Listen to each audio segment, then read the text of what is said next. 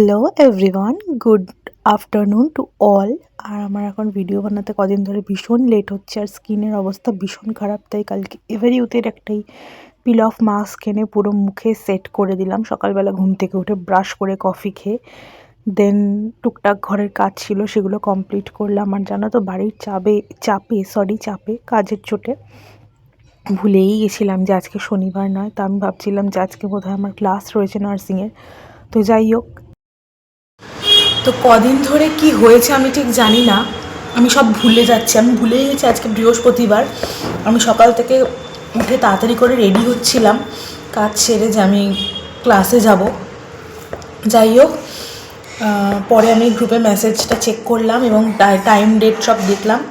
তো দেখলাম আজকে বৃহস্পতিবার, আজকে ক্লাস নেই। তো যাই হোক, একটু খেয়ে দিয়ে ঘুমোই, বিকেলবেলা ম্যামের কাছে যেতে হবে। আজকে জেনারেলি কোনো কাজ নেই আমার ম্যামের কাছে গিয়ে। লিপস্টিক শেডগুলো জাস্ট ম্যাম আমাদের দুজনের উপরে চেক করবে, তাই জন্যই মেন যাওয়া।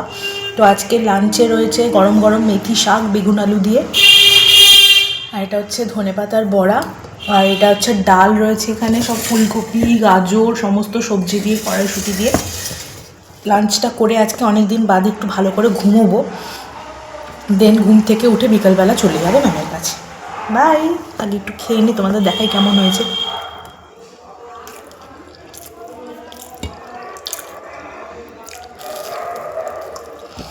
অনেকদিন বাদে আমি সিম্পল একটা লাঞ্চ করছি, দারুণ লাগছে। ওকে, বাই।